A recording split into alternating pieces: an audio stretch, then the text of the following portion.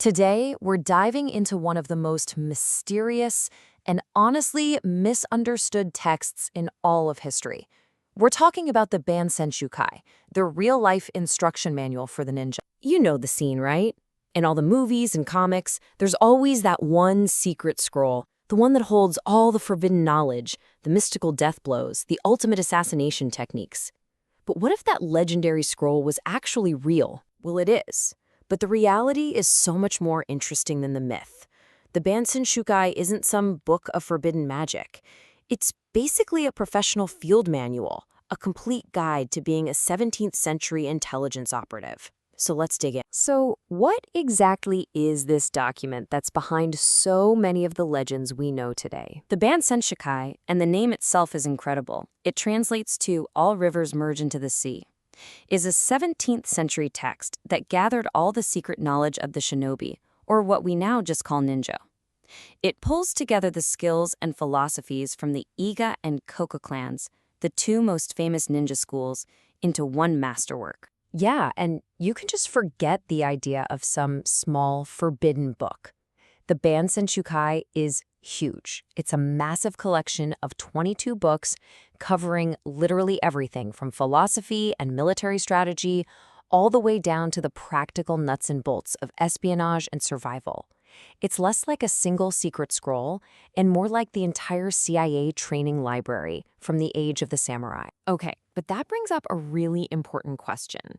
If this knowledge was so top secret, why would you write it all down? Well, the answer has everything to do with when it was written. You have to remember, by 1676, Japan was deep into the Edo period, which was a very long era of peace. The constant civil wars that had made shinobi's skills so critical were basically over. A shinobi master named Fujibayashi Yasutake saw that their entire art of espionage was actually in danger of being lost to history. So the Bansenshukai wasn't meant to be a how-to guide for active missions. It was an act of preservation. Think of it like an encyclopedia, a time capsule, designed to make sure that all of the detailed, hard-won knowledge of the shinobi didn't just fade away as the world changed around them. Now, here's what's so amazing about this manual: where it begins. It doesn't start with weapons, it doesn't start with stealth, it starts with philosophy. The very first volume is dedicated to achieving what it calls the correct mind. Before anything else, the text lays down a really strong moral compass. It argues that a true shinobi has to be guided by righteousness, not by greed, not by selfish desire, and certainly not by blind loyalty. This just completely flips the script on our pop culture image of the ninja as some kind of heartless mercenary for hire. And the manual goes right for the throat with the ultimate ethical test for a warrior in feudal Japan. What do you do if your master, the person you've sworn loyalty to, is corrupt? What if he orders you to do something that goes against this code of righteousness? The answer is shockingly direct. The Bansenshukai says you have a higher duty to your own principles.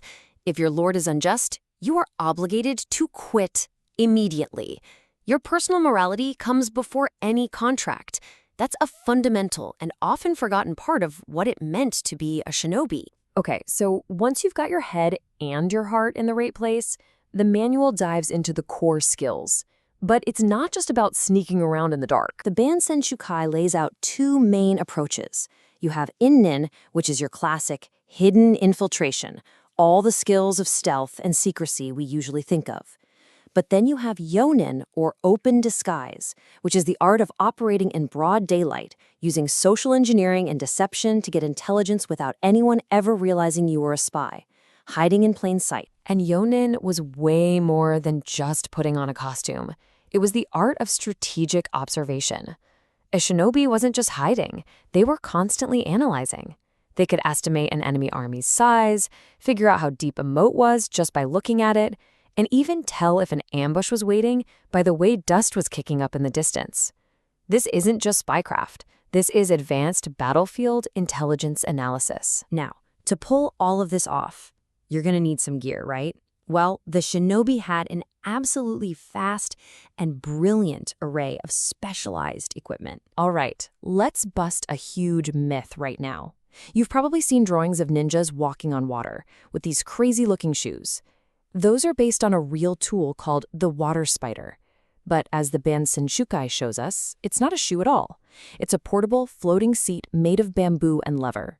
You'd sit on it and use hand paddles to get across a moat. It's a brilliant piece of engineering, but it's a personal flotation device, not a magic water-walking shoe. And that's just one example. I mean, the manual is packed with hundreds of tools. There's specialized climbing gear like grappling hooks and ladders. There's a whole section on tools for breaking and entering, lockpicks, saws, probes.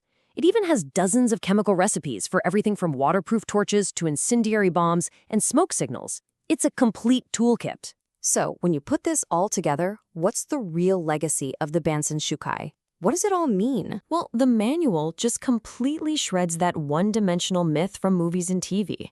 The real shinobi wasn't just some assassin in black pajamas. They were a specialist in clandestine warfare, a practical strategist, a survival expert, a master of disguise, and an intelligence analyst, all operating under a surprisingly strong ethical code. And that's exactly why this text is still so important. For historians, it's an incredible window into 17th century Japan, its military, its society. But it's not just a history book. The lessons on espionage, survival, and strategy are so timeless and sophisticated that they're reportedly still studied by special forces units all over the world today. It really leaves us with a final thought, doesn't it? The Bansenshukai was written to save vital knowledge during a time of massive change. It makes you wonder, in our own era of digital information and constant change, what skills, what knowledge from our time is so important that it's worth preserving in a manual for the future? What would we put in our Bansenshukai?